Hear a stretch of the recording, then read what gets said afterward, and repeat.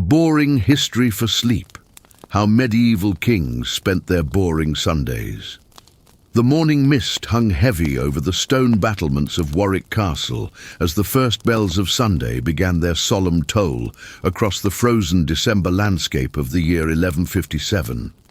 King Edmund III, sovereign ruler of England and lord of substantial territories across the realm, stirred slowly in his great canopied bed, the heavy furs and woolen blankets weighing upon him like the very responsibilities of his crown. The pale winter light filtered weakly through the narrow arrow slits that served as windows in his private chamber, casting long shadows across the rush-covered floor where his faithful wolfhound Grey lay sleeping, his breathing creating small clouds of vapor in the cold morning air. Edmund knew, with the same certainty that he knew the sun would rise and set, that this Sunday would unfold exactly as the previous one had, and the one before that, and countless others stretching back through the tedious months and years of his reign. The king's chamber, located in the highest tower of the castle's keep, was a testament to both his power and the limitations of medieval comfort.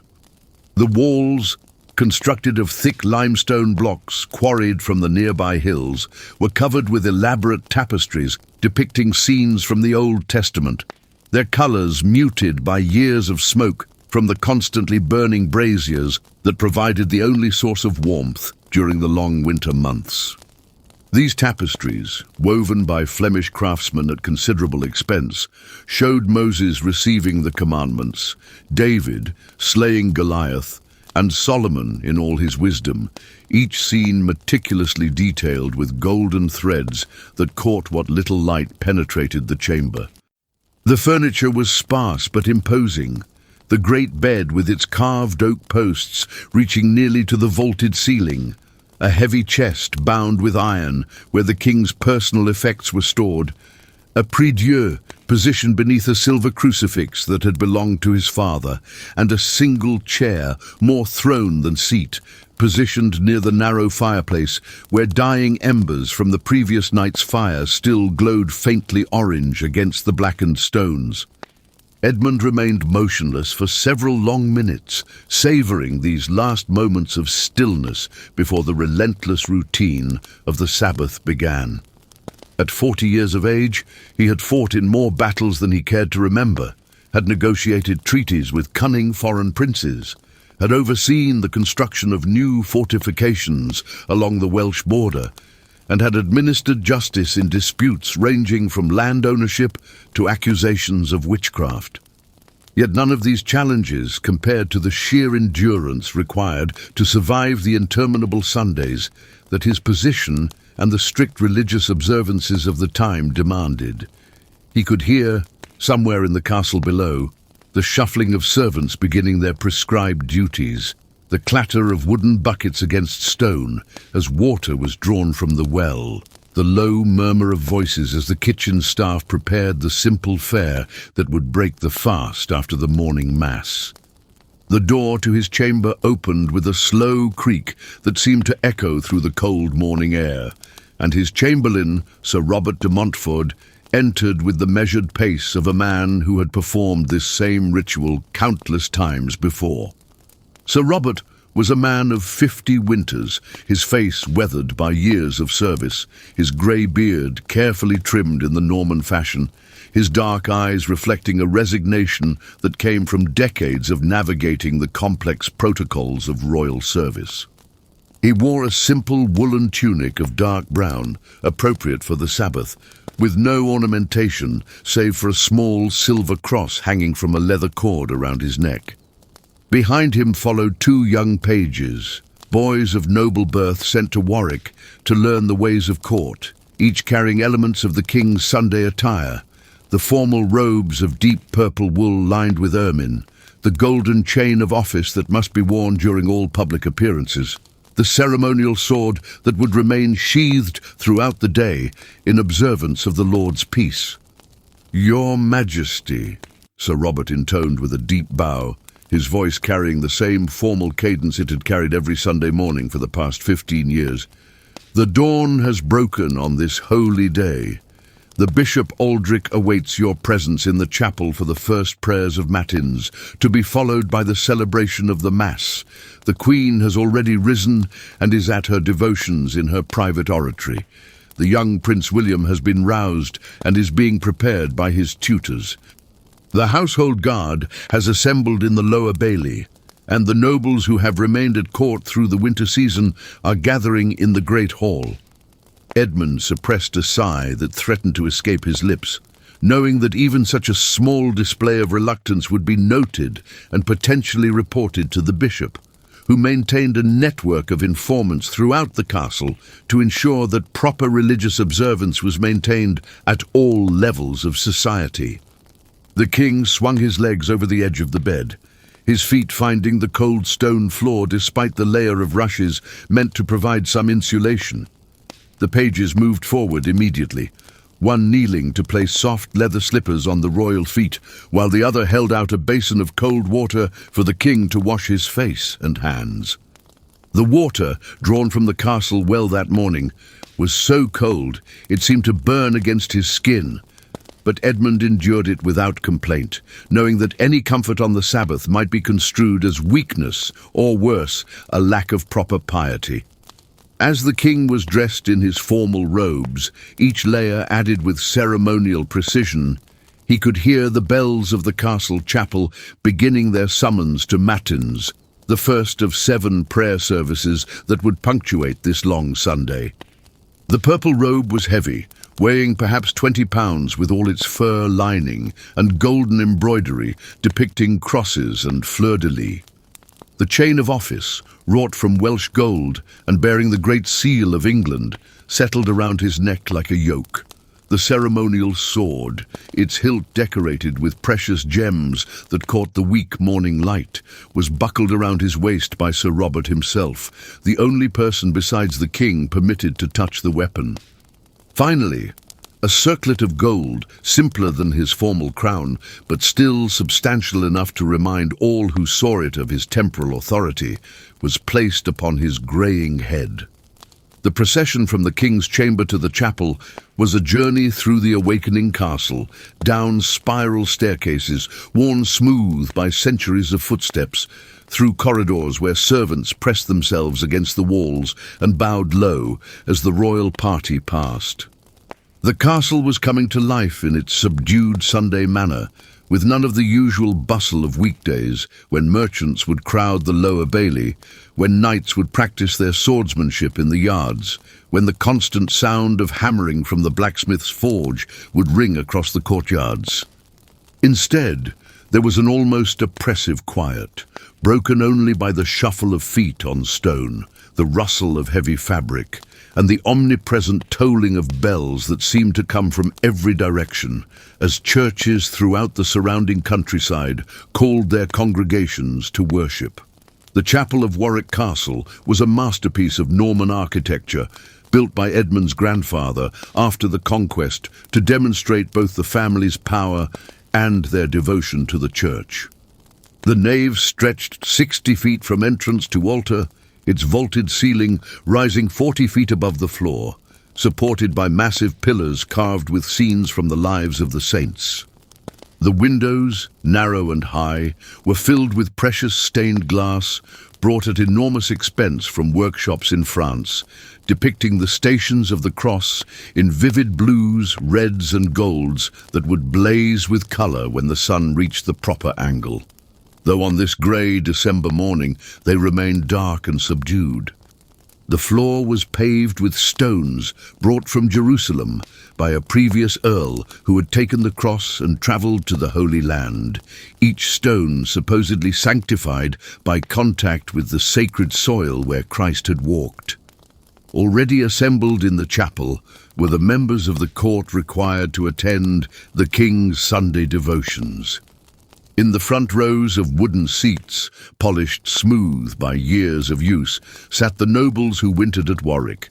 Baron Hugh de Lacy, his corpulent frame barely fitting within the confines of his designated space, his wife Lady Isabel beside him, her face a mask of pious concentration that Edmund knew concealed a mind as sharp as any man's.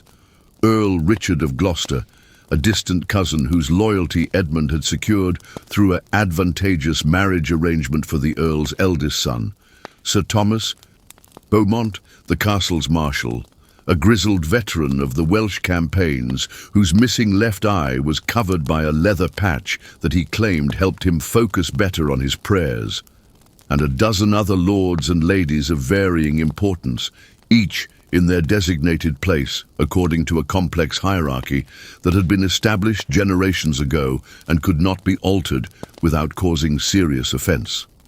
Behind the nobility sat the senior members of the household, the steward who managed the castle's vast stores, the master of horse who oversaw the royal stables, the keeper of the wardrobe who maintained the king's extensive collection of robes and regalia, the master of the hunt who would normally be planning the week's sporting activities, but who on Sundays was reduced to counting the hours until Monday dawn. Further back, still were the minor officials, the scribes and clerks who kept the endless records required to run a medieval kingdom, their faces pale from hours spent hunched over parchments in dimly lit chambers, their fingers still stained with ink, despite their best efforts to clean them for the Sabbath. At the altar stood Bishop Aldrich, a figure who managed to inspire both respect and a particular form of dread in all who knew him. The bishop was tall and gaunt, his aesthetic appearance suggesting either great holiness or poor digestion, possibly both. His face was dominated by a prominent nose that seemed designed specifically to look down upon the moral failings of others, and his deep-set eyes had a disconcerting ability to remain unblinking for extended periods, giving him the appearance of a particularly judgmental hawk. He wore vestments of white silk embroidered with gold thread, the cost of which could have fed a village for a year, though he frequently preached about the virtues of poverty and simplicity.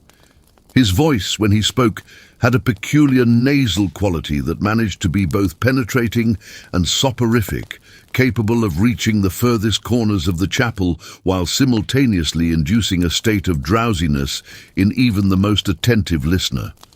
As Edmund took his place in the royal pew, a raised platform that allowed him to see and be seen by all in attendance, he caught sight of his wife, Queen Margaret, already seated in her designated place.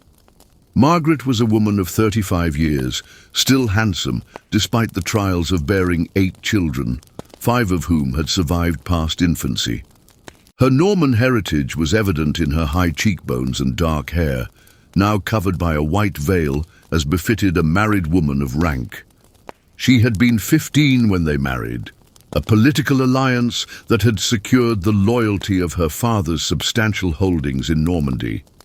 But over the years, she had proven to be far more than a mere political asset. Her intelligence and wisdom had made her Edmund's most trusted advisor, though the conventions of the time meant that her counsel must always be given in private, away from the eyes of the court. As Edmund settled into his seat, Margaret turned slightly, just enough that he could see the slight upturn at the corner of her mouth, an expression so subtle that anyone else would have missed it entirely. It was their private signal, developed over 20 years of marriage, that said without words, "Yes, my lord, another endless Sunday begins, but we shall endure it together as we have endured all else." Her hand moved to rest on the prayer book in her lap, her index finger tapping 3 times against the leather cover, another signal in their elaborate code that meant she had something of importance to discuss with him after the service, something that could not be spoken of in the presence of others. Young Prince William sat on Edmund's other side, the boy's posture rigidly correct under the watchful eye of his tutor, Brother Francis, who stood behind the prince's seat like a sentinel. William was 12 years old, that awkward age where childhood and manhood warred within the same frame. His hair, the same dark brown as his father's had been before the grey crept in, was cut in the Norman style, short around the sides with a longer length on top. His face still held the softness of youth, but Edmund could see the beginning of the strong jaw that would one day mark him as a king. The boy's hands fidgeted slightly with the edge of his prayer book, a nervous habit that Brother Francis would occasionally stop with a gentle touch on the shoulder, only for it to resume moments later. Bishop Aldrich raised his arms, the wide sleeves of his vestments falling back to reveal thin arms that seemed barely capable of supporting the heavy golden crucifix he held aloft. In nomine Patris et Filii et Spiritus Sancti, he intoned, his voice echoing through the chapel with practiced resonance. The congregation responded as one, Amen, the word rolling through the space like a wave, and thus began the first of what would be many, many hours of worship that would fill this December Sunday. The Matin service proceeded with the inevitability of the tides. First came the opening prayers, recited in Latin that Edmund understood well enough, having been educated by churchmen in his youth, though he suspected that many in the congregation merely moved their lips in approximation of the words they had heard countless times before. The bishop's voice rose and fell in the prescribed cadences, occasionally reaching crescendos that seemed designed to startle any who might be drifting toward sleep. Domine labia mea aperies, he chanted, et os meum annuntiabit laudem tuam. Lord, open my lips, and my mouth shall declare your praise. The responses came automatically from the congregation, years of repetition having carved the words into their memories as surely as water carves stone. Edmund found his own lips moving without conscious thought, the Latin flowing forth while his mind wandered to the matters of state that would normally occupy his attention on any other day. There were reports from the northern borders of Scottish raids that would need to be addressed, though not today. There were tax rolls to review from the eastern shires, where the harvest had been particularly poor and the people were struggling to meet their obligations. But such worldly concerns were forbidden on the Sabbath. There were marriages to arrange among the noble families, alliances to forge, enemies to placate. But all of that would have to wait until Monday's dawn. The first psalm began, Venite exultemus Domino, come, let us sing to the Lord, and the congregation rose as one, the rustle of heavy robes and the creak of wooden benches creating a momentary cacophony before settling into the rhythm of the chant. Edmund noticed that Baron de Lacy was already beginning to sway slightly on his feet, the combination of his considerable girth and the early hour making standing an obvious challenge. Lady Isabel, ever attentive to her husband's weaknesses, shifted slightly closer, allowing him to lean against her without appearing to do so, a maneuver they had clearly perfected over many Sundays. The psalms continued, one flowing into the next, with barely a pause for breath. Beatus vir qui non abiit in concilio impiorum. Blessed is the man who walks not in the counsel of the ungodly. The words washed over Edmund like water over stone, present but not penetrating, acknowledged but not absorbed.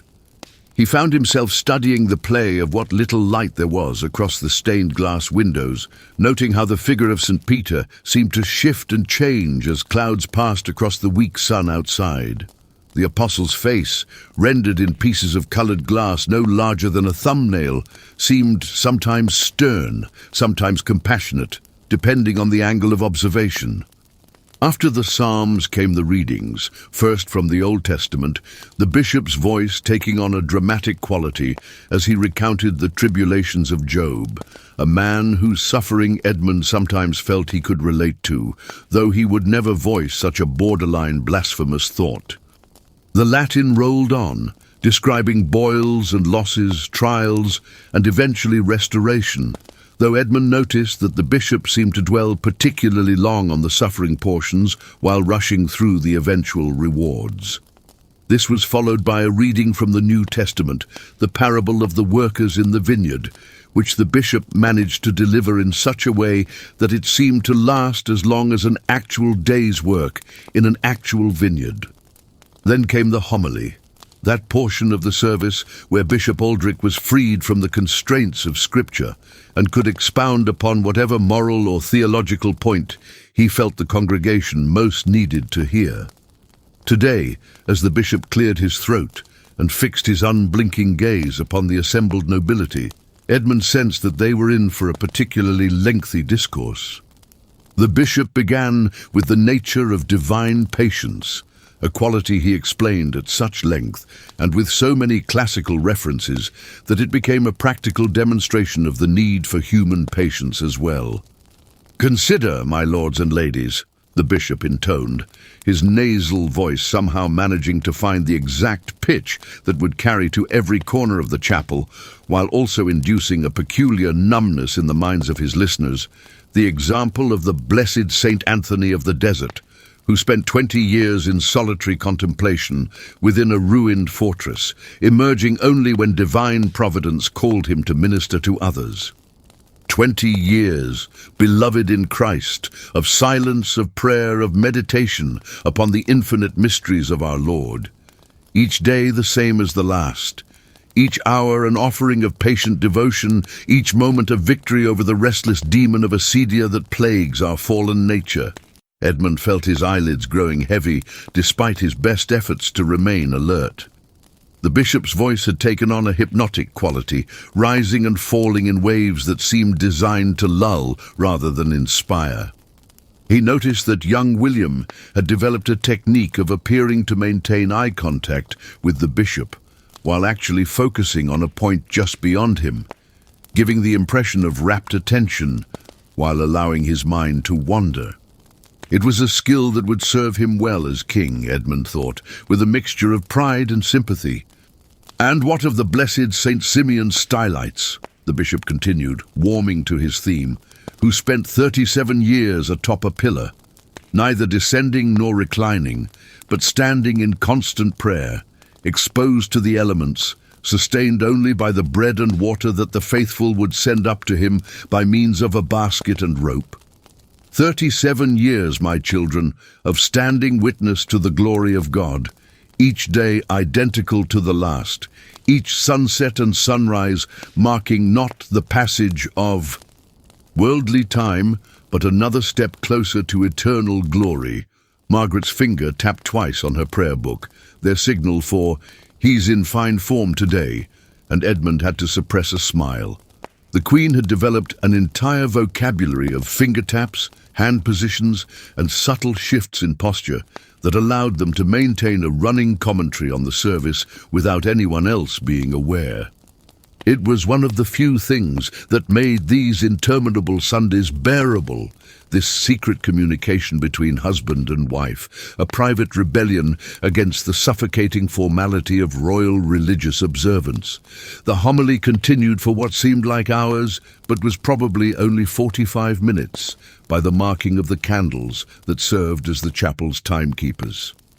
The bishop moved from St. Anthony to St. Benedict, from St. Benedict to St. Jerome, building an elaborate theological argument about the virtue of patient endurance that was itself a test of patient endurance for all who heard it. He spoke of the early martyrs who waited in prison for their executions, of the apostles who traveled for years to spread the gospel, of Moses wandering 40 years in the desert, though Edmund noticed he carefully avoided any mention of the Israelites' complaints during that journey. Finally, mercifully, the bishop began to wind down his sermon, though his conclusion took another 10 minutes as he summarized points he had already made at length, emphasized lessons that needed no emphasis, and drew parallels that connected patient suffering with everything from the changing seasons to the process of brewing ale, though how he made that particular connection was a logical leap that Edmund couldn't quite follow, and suspected the bishop couldn't either. The service continued with more prayers, more responses, more standing and kneeling and standing again. Edmund's knees, which had endured countless hours in the saddle and had knelt on many a battlefield, protested at the repeated genuflections on the cold stone floor. The thin cushion provided for royal use did little to soften the impact, and he could hear similar discomfort in the slight groans and shifted weight of the congregation behind him. Even the younger courtiers, who on any other day would bound up the castle stairs 2 at a time, seemed to struggle with the physical demands of proper worship. The Eucharist followed, that most sacred portion of the service where bread and wine were transformed through divine mystery into the body and blood of Christ. Bishop Aldrich performed the consecration with elaborate solemnity, each gesture prescribed by centuries of tradition, each word pronounced with exacting precision. The congregation filed forward to receive communion, the nobility first according to their rank, then the lesser members of the household. Edmund, as king, was first to receive, kneeling before the bishop, who placed the wheat wafer on his tongue with fingers that smelled of incense and old parchment. The wine followed, served in a golden chalice that had supposedly been blessed by Thomas Becket himself before his unfortunate disagreement with the previous king. As Edmund returned to his seat, he caught sight of the castle's master mason, Peter of Rouen, standing near the back of the chapel. Peter was a short, stocky man with hands scarred from years of working stone, and Edmund noticed that he was studying the vaulted ceiling with professional interest even during the sacred ceremony.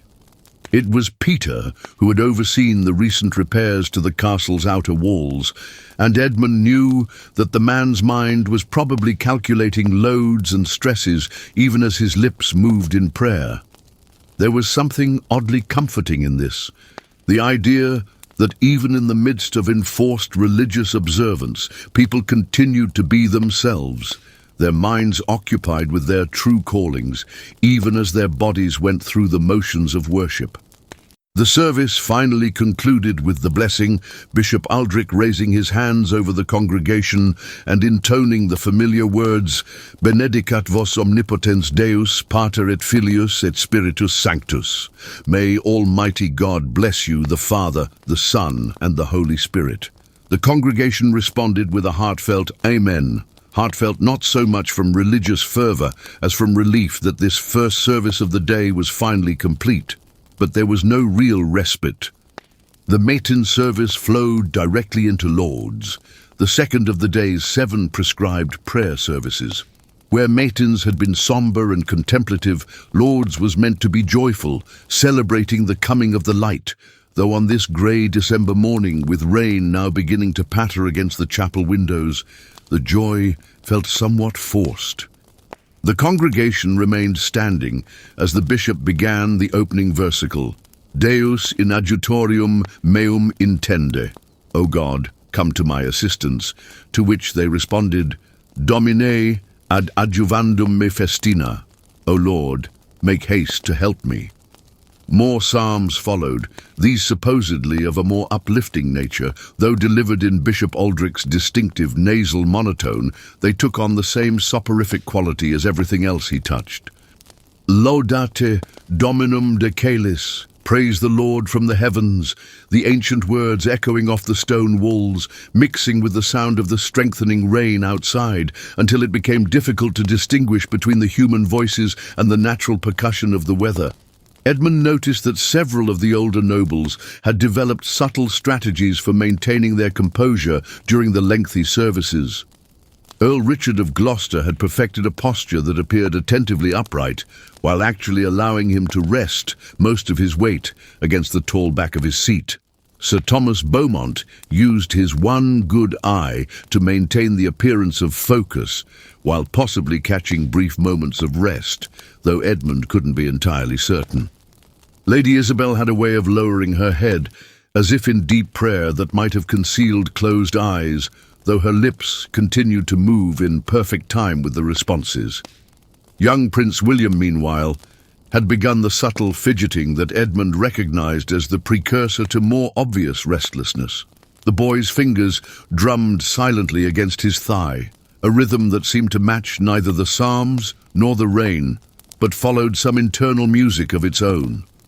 Brother Francis, ever vigilant, placed a warning hand on the prince's shoulder, and the drumming stopped, only to be replaced by a gentle rocking motion so slight that only someone watching closely would notice. The Lord's service included a hymn, Splendor Paternae Gloriae, Splendor of the Father's Glory, which the congregation sang with varying degrees of enthusiasm and skill. Baron de Lacy's bass rumble was slightly off-key, but made up for in volume what it lacked in pitch.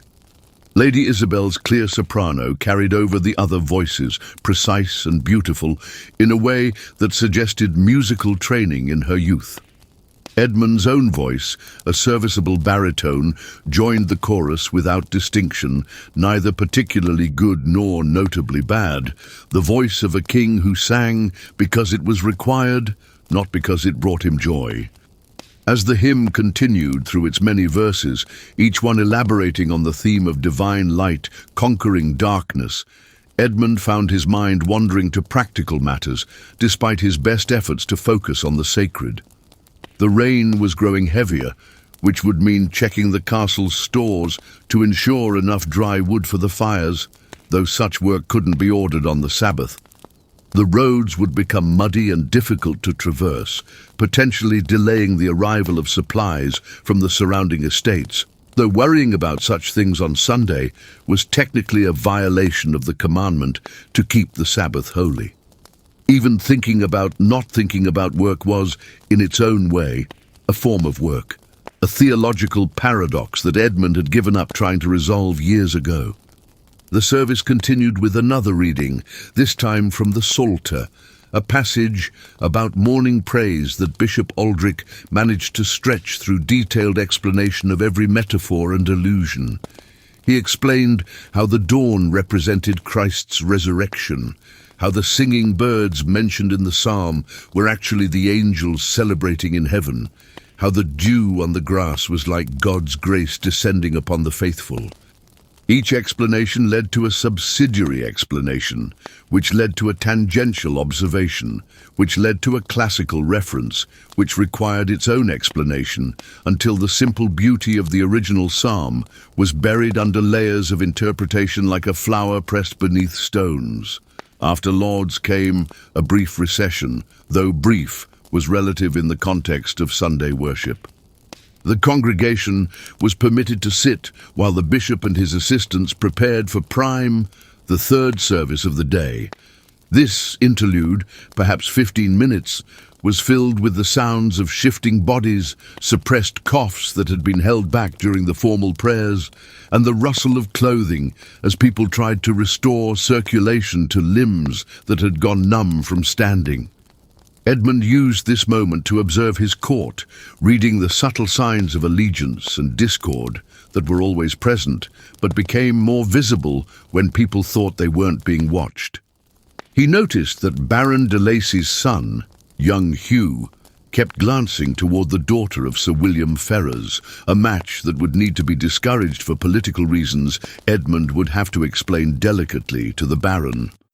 He saw that the castle's treasurer, Robert of Lincoln, had the grey pallor of a man who had discovered discrepancies in the accounts but couldn't address them on the Sabbath.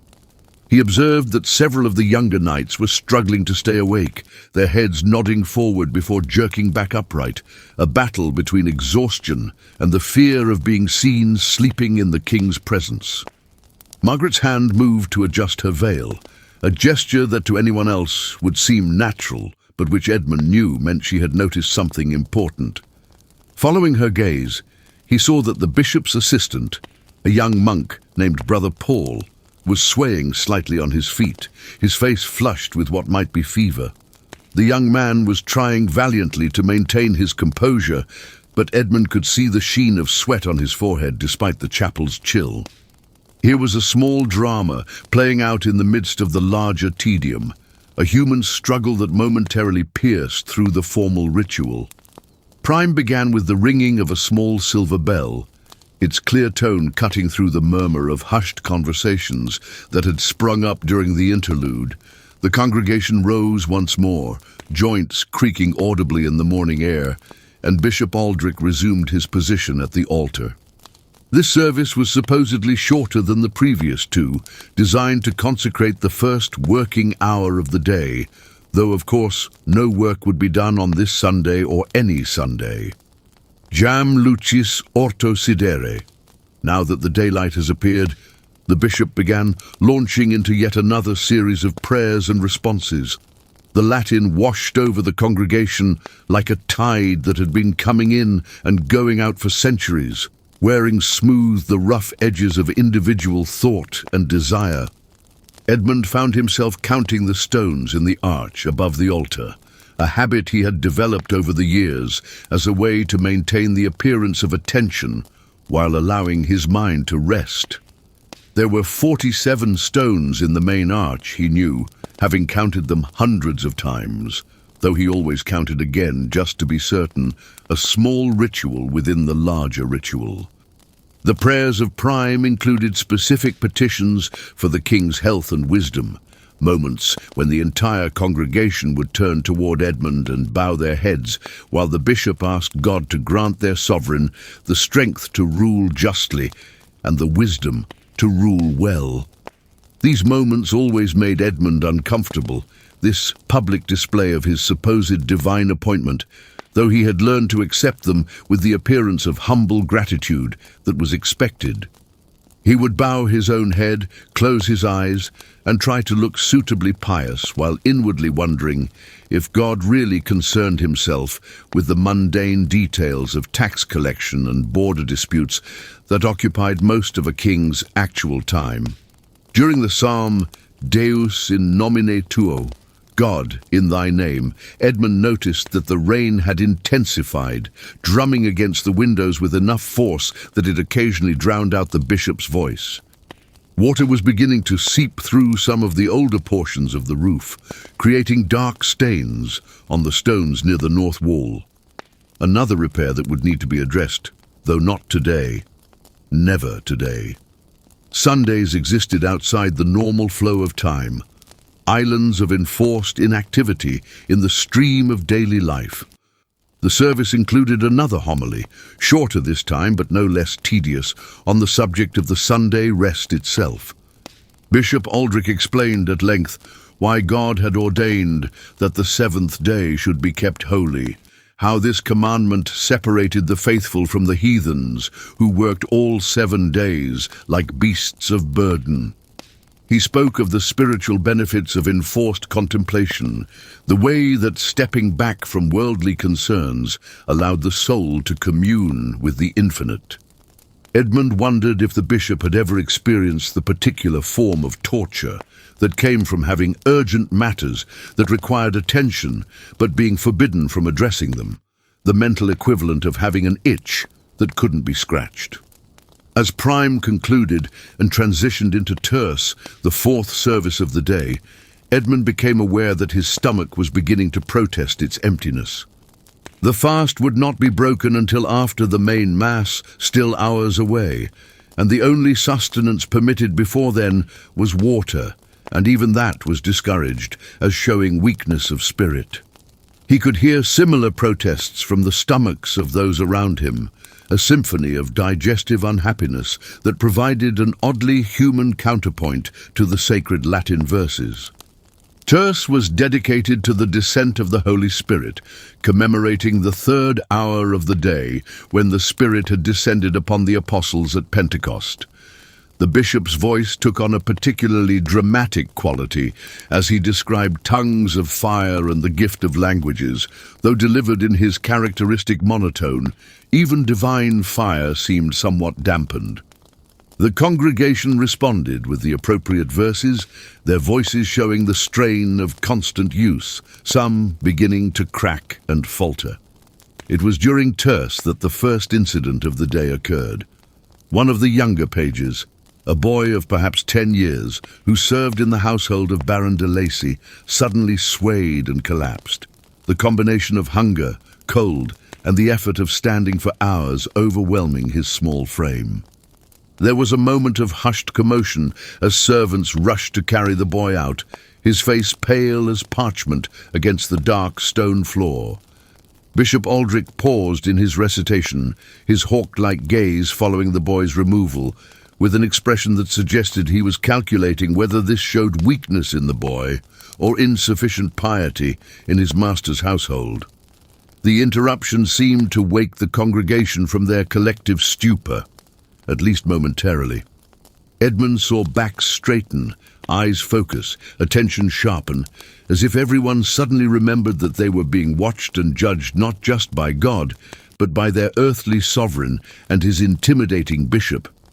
The responses came with renewed vigor for several minutes, before gradually fading back to their previous level of automatic recitation. After terce came another brief interlude before Sext, the fifth service, which commemorated the 6th hour when Christ was crucified. During this break, Edmund noticed Queen Margaret discreetly passing something to one of her ladies-in-waiting, who then moved through the congregation, distributing what appeared to be small pieces of dried herbs. Mint, Edmund realized from the subtle scent that reached him, a clever way to help combat the growing staleness of breath and the general sensory exhaustion of the long morning. Margaret always found these small ways to ease the burden of their duties without technically violating any rules. Sext began with the Rector Potens Verax Deus, powerful ruler, true God, and continued through the familiar pattern of psalms, readings, and responses.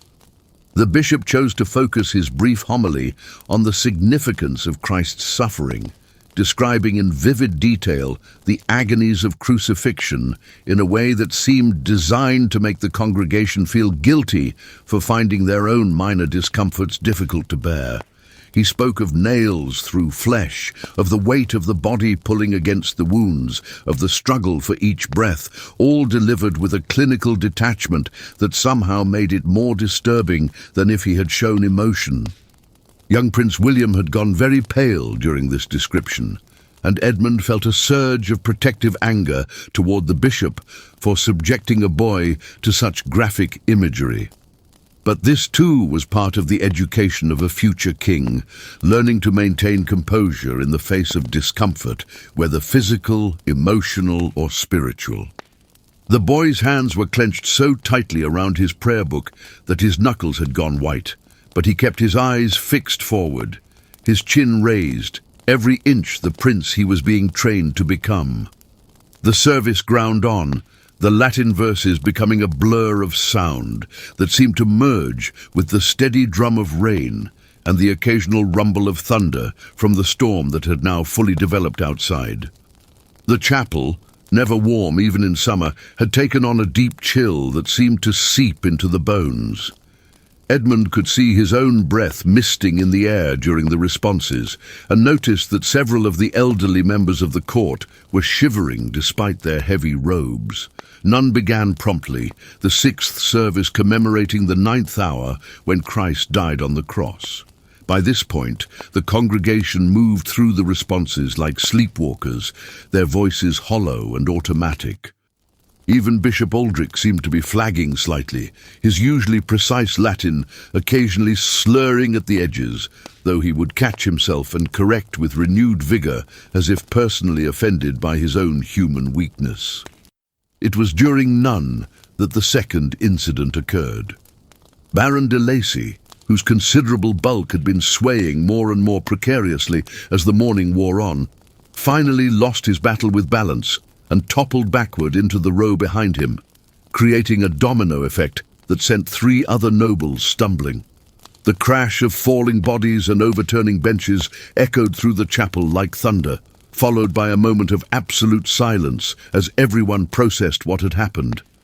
The Baron struggled to his feet, his face crimson with embarrassment and exertion, mumbling apologies in a mix of Latin and Norman French that would have been comedic in any other context. His wife and the displaced nobles helped right the overturned furniture while trying to maintain some semblance of dignity. Bishop Aldrich stood frozen at the altar, his expression cycling through annoyance, disgust, and calculation as he decided how to respond to this breach of decorum. Finally, the bishop cleared his throat and continued the service as if nothing had happened, though his voice now carried an edge of irritation that sharpened his consonants and clipped his vowels. The congregation settled back into position, though Edmund noticed several people struggling to suppress smiles, and young Prince William's shoulders were shaking with what was definitely silent laughter rather than religious fervor. The nun service concluded with a particularly long prayer for forgiveness of sins, which Bishop Aldrich delivered while staring directly at Baron de Lacy, who had the good sense to keep his eyes firmly fixed on the floor. Then, finally, mercifully, came the moment everyone had been waiting for, the preparation for the main Mass and the breaking of the fast that would follow. Servants appeared as if from nowhere, bringing cushions for the seats, lighting additional candles to brighten the growing gloom of the storm-darkened chapel, and discreetly placing small braziers near the walls to provide at least a minimal amount of warmth. The bishop retired to the vestry to change into even more elaborate vestments for the High Mass, giving the congregation a few precious minutes to stretch, whisper among themselves, and prepare for what everyone knew would be the longest service yet. Edmund used this time to exchange a few quiet words with Margaret, their heads bent together as if in prayer, but actually discussing the fever they had both noticed in Brother Paul, who was still swaying at his post despite his obvious illness. "He should be in bed," Margaret murmured, her lips barely moving. "The bishop would see it as weakness," Edmund replied equally quietly. "You know how he is about displaying any human frailty during services." "Then we're all doomed," Margaret said with the faintest hint of a smile, "for we're nothing but human frailties wrapped in fancy robes." Before Edmund could respond, the bells began to ring, calling them to the High Mass. This was the centerpiece of the Sunday worship, the service that would be attended not just by the court, but by many of the common people from the surrounding villages who had made the journey to the castle for the privilege of worshipping in the presence of their king. The chapel doors were opened, and a stream of humanity flowed in, filling the back of the nave and spilling into the side aisles. These common folk brought with them the smell of wet wool, earth and honest labour, scents that seemed almost shocking after hours of nothing but incense and the subtle perfumes of the nobility. They were farmers and craftsmen, merchants and labourers, their faces weathered by sun and wind, their hands rough from work, their clothing simple but clean, everyone having worn their best for this weekly pilgrimage to the castle. They looked upon the king and his court with a mixture of awe and curiosity, as if viewing creatures from another world, which in many ways they were. Bishop Aldrich returned in vestments that seemed to glow in the candlelight, white silk so heavily embroidered with gold thread that the fabric was barely visible beneath the decoration. He was accompanied by a full complement of assistants, deacons and subdeacons, acolytes bearing candles and incense, a choir of young boys whose voices had not yet broken and who would provide the musical portions of the service. The bishop had clearly decided to make this Mass a display of the full power and majesty of the Church, perhaps in response to the earlier disruptions, or perhaps simply because he enjoyed the theatre of it all. The Mass began with a processional, the bishop and his entourage moving slowly down the central aisle, while the choir sang, "Kyrie eleison, Lord, have mercy," their young voices rising pure and clear above the congregation. The incense bearers swung their censers, filling the air with sweet smoke that made some people cough, but was supposed to carry their prayers up to heaven. Edmund watched as the smoke rose toward the vaulted ceiling, where it gathered in lazy clouds before being pulled toward the windows by invisible drafts. The glory followed. Gloria in excelsis Deo. Glory to God in the highest, sung with such elaborate melismas that single syllables stretched across multiple breaths.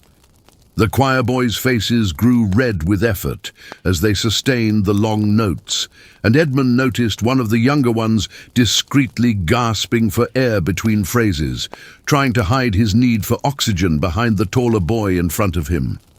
Then came the collect, the gospel reading and the creed, each portion of the Mass performed with elaborate ceremony. The gospel was read from an enormous book that required 2 acolytes to hold it, its pages illuminated with gold leaf and brilliant colors that caught the candlelight. The passage was the story of the loaves and fishes, which seemed particularly cruel given that the congregation had been fasting since the previous evening and wouldn't eat until this service concluded. Bishop Aldrich's sermon for the High Mass was his masterwork of the day, a 45-minute exposition on the nature of divine providence that somehow managed to touch upon every possible theological concept while saying very little of practical value. He spoke of predestination and free will, of grace and works, of the visible and invisible church, weaving these concepts together into a tapestry of words that was impressive in its complexity, but exhausting in its execution. Edmund found himself admiring the sheer stamina required to deliver such a sermon, even while his mind recoiled from the necessity of listening to it. The bishop's voice rose and fell in practiced cadences, sometimes dropping to a whisper that forced everyone to lean forward to hear, sometimes rising to near shouting that echoed off the stone walls. He used his hands to emphasize points, his long fingers cutting through the air like blades, occasionally pointing at specific members of the congregation, as if his words were directed at them personally. When he spoke of the dangers of pride, his gaze lingered on the nobility in their fine robes. When he warned against the sin of sloth, he seemed to focus on the common folk who might be tempted to rest on the Sabbath beyond what was prescribed. As the sermon continued, Edmund became aware of a growing restlessness in the congregation. Children among the common folk were beginning to fuss, their parents trying desperately to quiet them without drawing attention. One infant began to wail, the sound cutting through the bishop's monologue like a knife, but the mother couldn't leave without walking past the entire assembly, so she tried to muffle the cries against her shoulder, her face burning with embarrassment. Even among the nobility the strain was showing. Earl Richard's head had definitely begun to nod, though he would jerk awake each time his chin touched his chest. Lady Isabel was discreetly pinching the back of her hand, using pain to maintain consciousness. Sir Thomas Beaumont had given up all pretense and was openly dozing, his one good eye closed, apparently deciding that his war injuries gave him some dispensation from strict attention. Prince William had developed a fascinating ability to appear completely absorbed, while his mind was clearly elsewhere. His eyes tracked the bishop's movements. His face maintained an expression of earnest concentration, but Edmund could tell from the subtle rhythm of his breathing that the boy had found some internal refuge from the endless words. It was a skill that would serve him well in the future councils and ceremonies that would fill his life as king. Finally, the sermon ended with an elaborate peroration about the importance of patient suffering in this world, as preparation for the glories of the next, a theme that seemed particularly appropriate given what the congregation had endured already this day. The bishop returned to the altar for the Eucharistic prayer, the most sacred portion of the Mass, where the miracle of transubstantiation would transform common bread and wine into the body and blood of Christ. The consecration was performed with even more elaborate ceremony than during the morning services.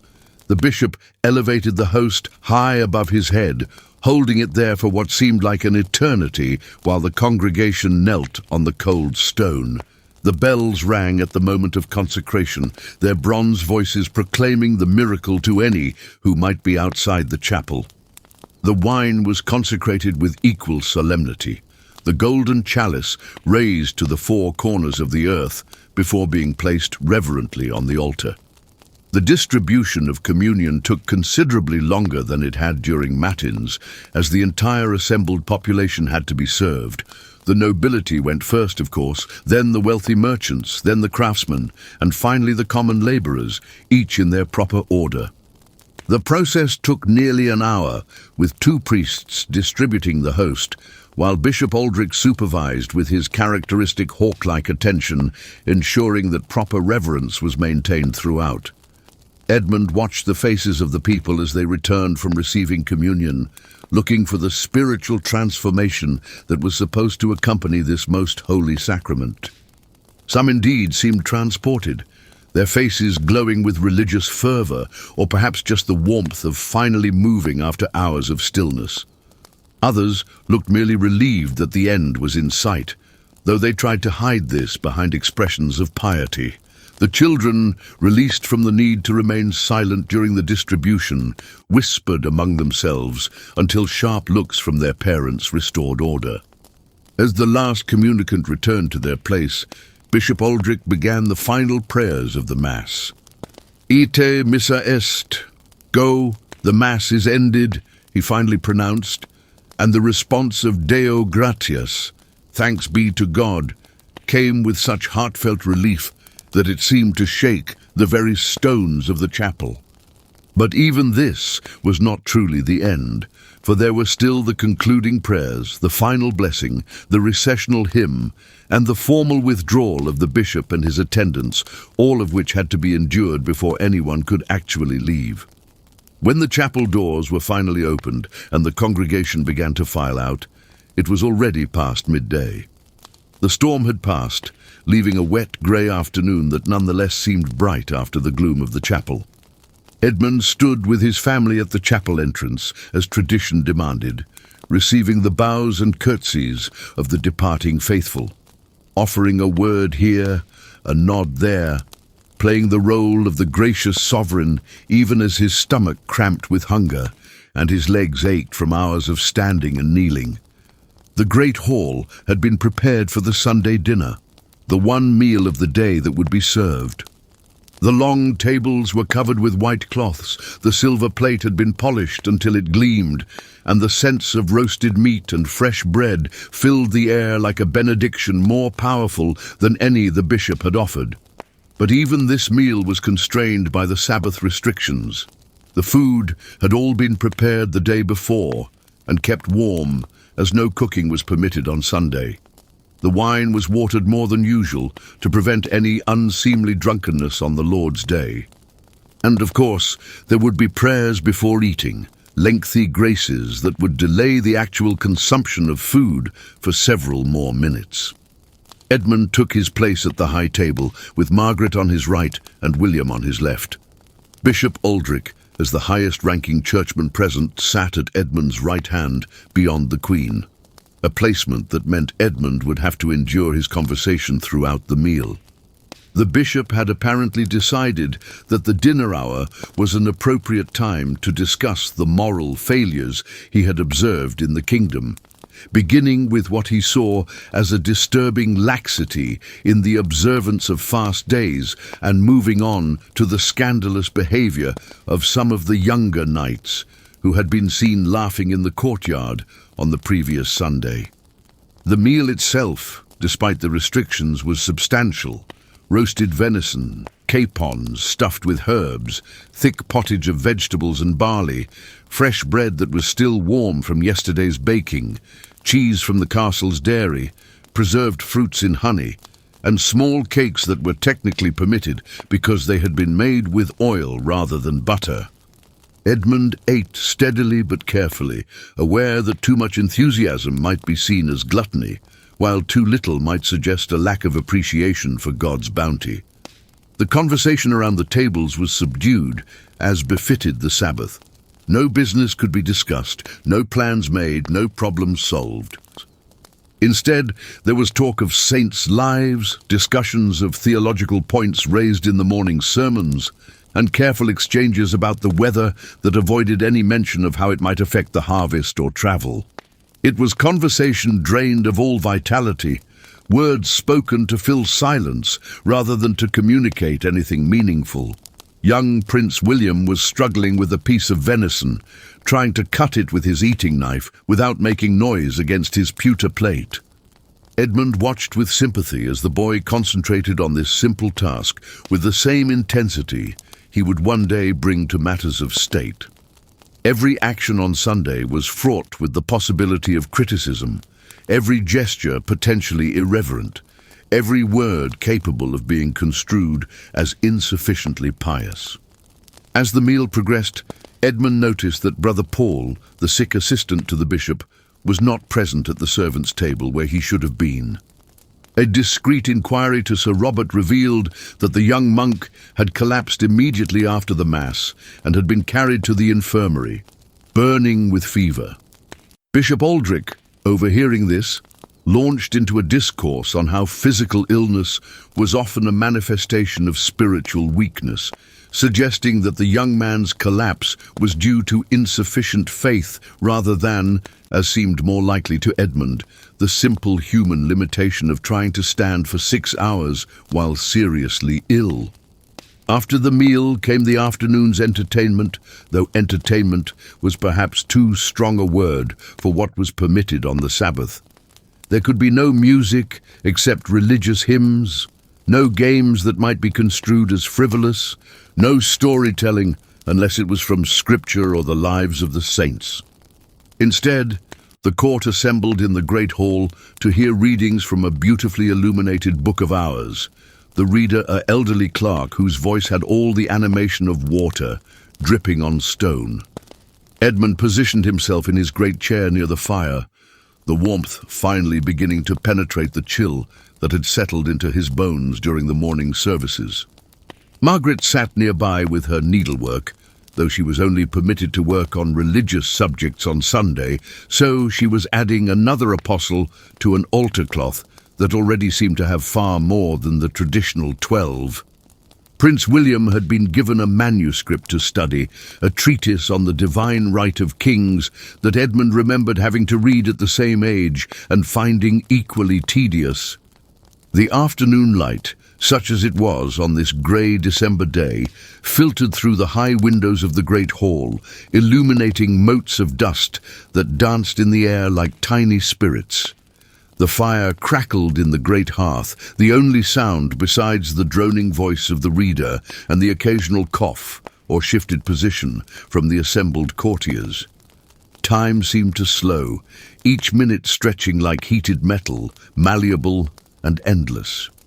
Edmund found himself thinking about his father, the second Edmund, who had died when Edmund was 25, leaving him a kingdom that was stable but constantly threatening to fracture along lines of noble ambition and regional pride. His father had been a hard man, shaped by the civil wars of his youth, and he had treated Sundays with the same grim determination he brought to everything else. Edmund remembered standing beside him through services that seemed even longer than today's, though that might have been the distortion of childhood memory. He thought about his sons, not just William, but also Richard, who was fostering with the Duke of Normandy, and young Henry, who at 8 years old was already showing signs of the keen intelligence that would make him suitable for the church, though Edmund hoped to spare him that fate if possible. He thought about his daughters. Eleanor, married last year to a Flemish count to secure trade agreements. Margaret, betrothed to a Scottish prince in hopes of securing the northern border. And little Isabella, only 5, who was probably at this moment in the nursery, being told Bible stories by her nurses and wondering why she couldn't play with her dolls on this particular day. The reading continued, the clerk having moved from the Book of Hours to a collection of homilies by St. Augustine, translated into Norman French for those who didn't understand Latin, though the translation was so literal and awkward that it was barely more comprehensible than the original. The saint's thoughts on the nature of time seemed particularly appropriate, or perhaps ironic, as he discussed how all moments were equally present in the mind of God, how past, present and future were human constructs that didn't apply to the divine consciousness. Edmund wondered if God experienced boredom, or if that too was a purely human affliction. As the afternoon wore on, the atmosphere in the great hall took on a dreamlike quality. The warmth of the fire, the monotonous voice of the reader, the heavy meal after the long fast, all combined to create a state of consciousness that wasn't quite sleep, but wasn't fully awake either. Edmund saw several courtiers' eyes glaze over, their bodies present but their minds clearly elsewhere. Even Bishop Aldrich seemed to be struggling, though he maintained his rigid posture and fixed expression of attention. Vespers arrived with the ringing of bells, calling them back to the chapel for the evening service. The congregation rose slowly, stiff from sitting, and made their way through the castle corridors that were now growing dark as the winter sun, hidden all day behind clouds, began its early descent. Candles were being lit throughout the castle, their flickering light creating dancing shadows on the stone walls, making the familiar passages seem strange and slightly threatening. The chapel had been prepared for the evening service with hundreds of candles, their combined light and heat creating an atmosphere very different from the morning's cold gloom. The stained glass windows, dark from outside, now reflected the light back into the space, creating a kaleidoscope of colors on the opposite walls. It was beautiful in its way, Edmund had to admit, though the beauty was somewhat diminished by the knowledge that there were still 2 more services to endure before this Sunday would finally end. Vespers was dedicated to the evening sacrifice of praise, commemorating the hour when Christ's body was taken down from the cross. Bishop Aldrich, who had changed into yet another set of vestments, these in deep purple for the evening hour, seemed to have found his second wind. His voice rang out with renewed vigor as he led the congregation through the opening prayers, Deus in adjutorium meum intende. O God, come to my assistance. The response came automatically from the assembled court, their voices blending into a sound that was neither harmony nor discord, but something in between, the sound of collective endurance. The psalms of Vespers were supposedly more contemplative than those of the morning, focused on gratitude for the day that was ending, though since very little had actually happened during this day, Edmund wasn't entirely sure what they were meant to be grateful for beyond survival. Dixit Dominus Domino meo, the Lord said unto my Lord, the ancient words echoing through the candle-lit space. Edmund noticed that young Prince William had developed a slight tremor in his left leg, probably from the strain of so much kneeling on cold stone. The boy was trying to hide it, shifting his weight subtly, but Edmund recognized the signs of physical distress that he himself was feeling. Even kingship, with all its privileges, couldn't protect one from the basic human frailties that Sunday services seemed designed to expose. The Magnificat was sung by the choir boys, their voices even more strained after the long day, some of them cracking on the high notes in ways that would have been corrected harshly during rehearsal, but which were now overlooked out of sheer exhaustion. Magnificat anima mea Dominum, my soul doth magnify the Lord, they sang, though Edmund suspected their souls were more focused on magnifying the moment when they could finally rest. During the prayers of intercession, when the congregation was asked to pray for various intentions, the king's health, the kingdom's prosperity, the conversion of the heathens, the souls in purgatory, Edmund found his mind wandering to tomorrow's tasks. Monday would bring a full council meeting to discuss the Scottish border situation. There were writs to sign, petitions to hear, a dispute between 2 barons over water rights that threatened to escalate into violence if not handled carefully. All of this waited just beyond the boundary of Sunday, like an army camped outside the gates, held at bay only by the arbitrary designation of this day as holy.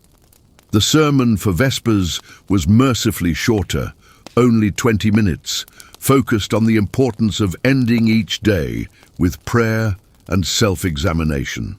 Bishop Aldrich encouraged the congregation to review their sins of the day, though Edmund wondered what sins could possibly have been committed when they had spent the entire day in church. Perhaps the sin of wishing to be elsewhere, of finding God's worship tedious, of preferring earthly concerns to heavenly contemplation. If so, then Edmund was guilty many times over, though he suspected he was not alone in this particular transgression.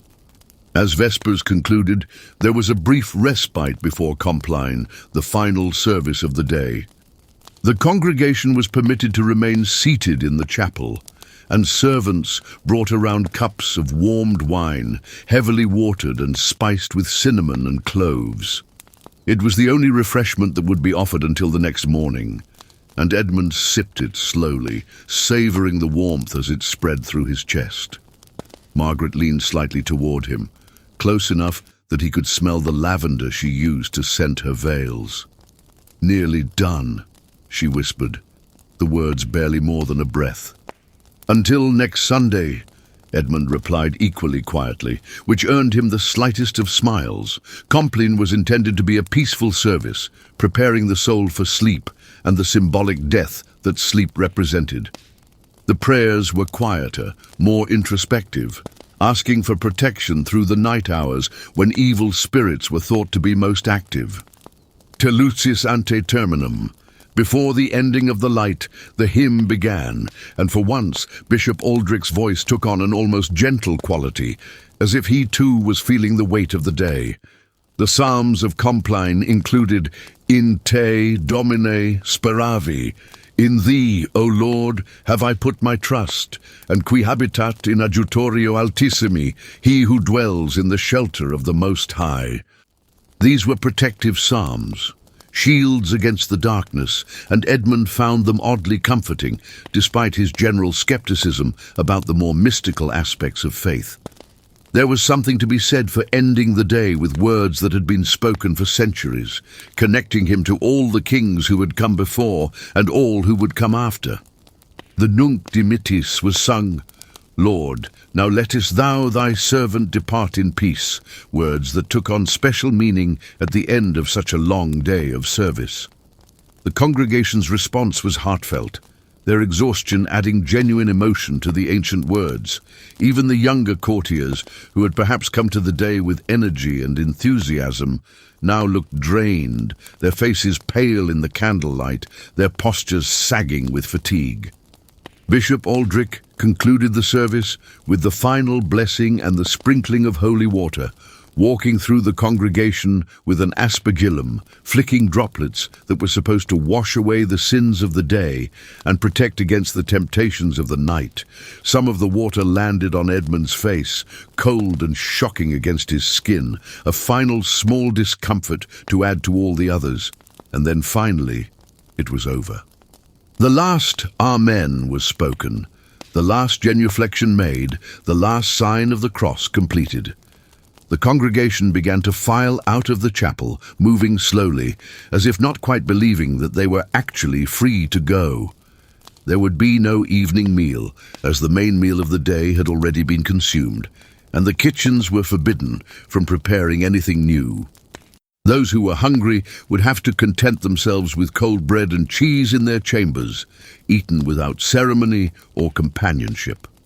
Edmund walked with his family back to the royal apartments, their footsteps echoing through the stone corridors.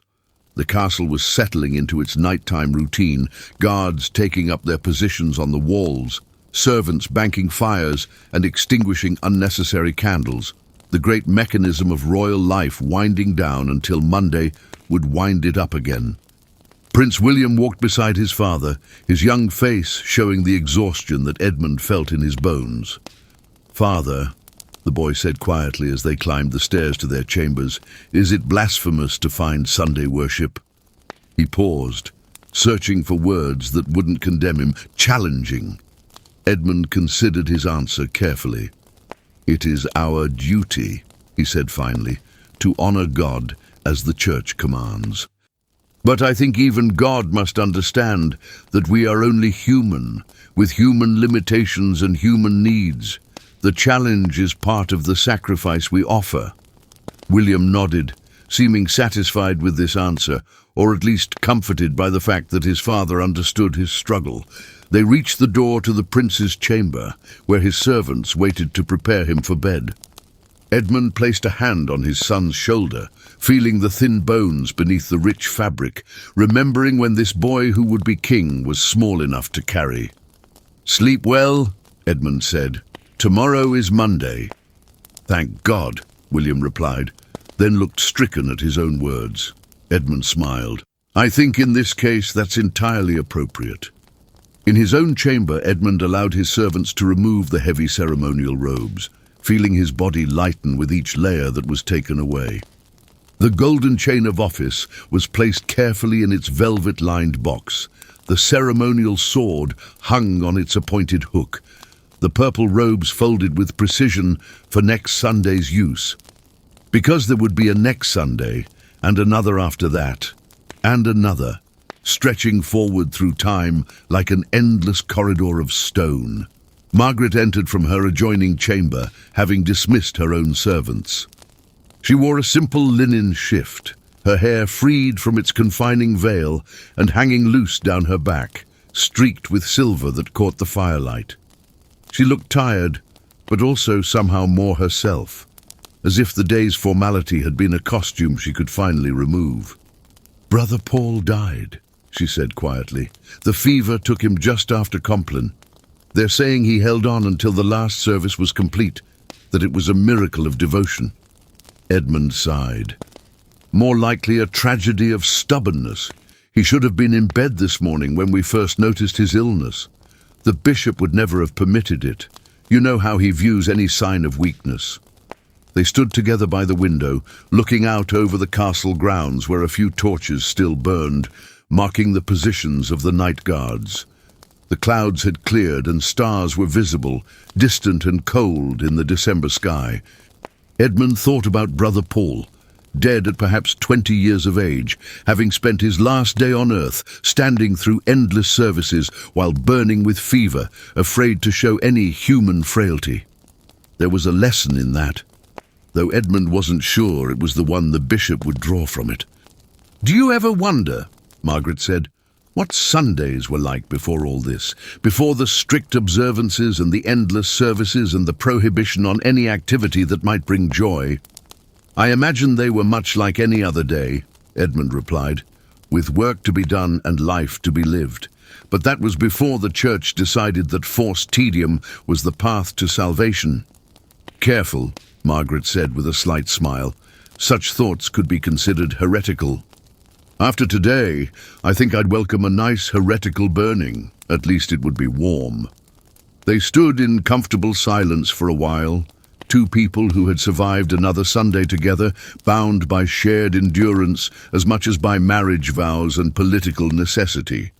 Outside, a dog barked somewhere in the lower town, and was quickly hushed. Even the animals knew that Sunday silence must be maintained. "I should tell you," Margaret said, "what I observed during the services." "The thing I wanted to discuss." Edmund turned to her, suddenly alert. Despite the exhaustion of the day, the business of kingship never truly ended. "Earl Richard's son has been meeting secretly with emissaries from the Welsh princes," she said. "My ladies overheard the servants talking. They meet on Sundays during the services, knowing that everyone who might observe them is trapped in the chapel." Edmund felt a cold anger rise in his chest. To use the sacred observance of Sunday as cover for potential treason was both clever and deeply offensive. But he pushed the anger down, filling it away with all the other things that couldn't be addressed on the Sabbath. "Tomorrow," he said. "We'll deal with it tomorrow." "Always tomorrow," Margaret agreed. "Sundays exist outside of time, don't they? Nothing can be done, nothing can be changed, nothing can be resolved. We simply endure them and wait for real life to resume." Edmund pulled his wife close, feeling the warmth of her body against his, a human comfort in the cold stone world of duty and observance. "Perhaps that's the point," he said, "to make us appreciate the ordinary days, the ones where we can actually accomplish something." "If so," Margaret replied, "it's working. I've never looked forward to a Monday morning more in my life." They prepared for bed in the quiet intimacy of a long-married couple, moving around each other with practiced ease. Edmund knelt at his prie-dieu for his private prayers, the ones that weren't performed for public display, but were between him and whatever God might be listening. He prayed for wisdom in dealing with the Welsh situation, for health for his children, for strength to face another week of kingship with all its burdens and responsibilities. And yes, he prayed for the fortitude to survive another Sunday when it inevitably came around again. As he lay in the great bed, listening to Margaret's breathing slow into sleep, Edmund thought about all the Sundays that had passed and all that were yet to come. Each one identical in its structure, its tedium, its relentless progression through services that had been performed for centuries and would be performed for centuries more. Kings would come and go, kingdoms would rise and fall, but the Sundays would continue, marking time with their enforced stillness, their mandatory contemplation, their stubborn insistence that one day in 7 must be set aside from the flow of normal life. Somewhere in the castle, a bell rang, marking the hour. Edmund counted the strokes, 10, and calculated that in 8 hours it would be Monday.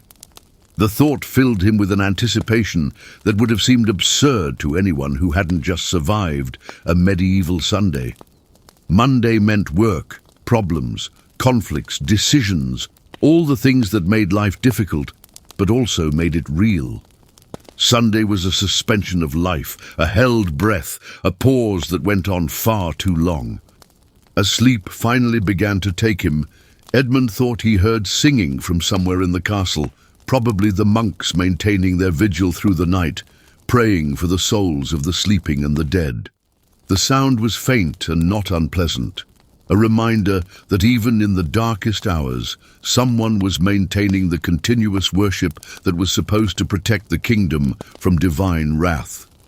Edmund wondered if God really required such constant attention, like a demanding child who couldn't bear to be ignored, or if this was all human invention, a way of controlling time and behavior through the imposition of sacred routine. But these were dangerous thoughts, the kind that could lead to excommunication, or worse if voiced aloud. So Edmund kept them locked in his mind, along with all the other secrets that kings must carry. Tomorrow he would rise and be the king again, making decisions, dispensing justice, managing the complex machinery of medieval governance. But tonight, in the darkness of his chamber, with Sunday finally dying into Monday, he was just a tired man who had endured another Sabbath and lived to tell the tale, though of course he never would. The fire in the hearth had died to embers, casting a faint red glow across the room. Shadows danced on the walls, creating shapes that might have been angels or demons, or simply the random patterns that shadows make. Edmund watched them for a while, his mind drifting in that space between waking and sleeping, where thoughts become fluid and strange. He imagined all the kings throughout Christendom lying in their beds at this moment, all having endured similar Sundays, all thinking similar thoughts, all counting the hours until Monday would release them from the prison of enforced piety. In the morning, the bells would ring again, but they would be different bells, calling people to work rather than worship. The castle would come alive with purpose and energy. The blacksmith's hammer would ring out, the merchants would cry their wares, the knights would train in the courtyard, and life would resume its normal course. Sunday would retreat into memory, a grey dream of endless prayers and stifling ceremony, something to be endured rather than enjoyed, survived rather than celebrated. But that was tomorrow. Tonight, there was only the darkness, the dying fire, the soft breathing of his wife beside him, and the blessed silence that meant Sunday was finally over. Edmund closed his eyes and let sleep take him, carrying him away from the tedium of the Sabbath into dreams where time moved at its proper pace, and every day brought something new to engage the mind and challenge the spirit. In his dreams, he was riding through his kingdom on a fast horse, the wind in his face, the sun on his back, going somewhere important at speed, with purpose, with intent. It was Monday in his dreams, or Tuesday, or any day but Sunday. And in that dream world, where the church's rules didn't apply, where time wasn't sectioned off into sacred and profane, where a king could simply be a man on a horse riding fast towards something that mattered, Edmund smiled. The smile was still on his face when the Monday bells began to ring, calling him back to life.